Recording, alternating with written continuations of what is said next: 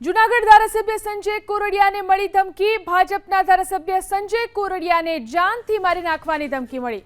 WhatsApp પર પ્રથમ 30 લાખ બાદમાં 5 લાખની માંગણી ખંડણી। રોનક ઠાકુરના નામે ખંડણીની રકમ આંગડિયા મારફતે મોકલવા માટે ધમકી આપી।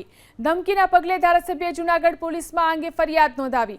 સંજય કોરડિયાની ફરિયાદના પગલે પોલીસે તપાસ શરૂ કરી છે। તો ધારાસભ્યને જાનથી મારી નાખવાની ધમકી મળી અને ખંડણી પણ માંગવામાં આવી છે। જૂનાગઢના ધારાસભ્ય સંજય કોરડિયા કે જેમને જાનથી મારી નાખવાની ધમકી મળી, વોટ્સએપ પર પ્રથમ 30 લાખ માંગ્યા અને ત્યારબાદ 5 લાખની વધુ ખંડણી માંગી। રોનક ઠાકુરના નામે ખંડણીની રકમ આંગડિયા મારફતે મોકલવા માટે તેમાં જણાવવામાં આવ્યું। ધમકીના પગલે ધારાસભ્યએ જૂનાગઢ પોલીસમાં ફરિયાદ નોંધાવી છે। સંજય કોરડિયાની ફરિયાદના પગલે પોલીસે તપાસ પણ શરૂ કરી છે।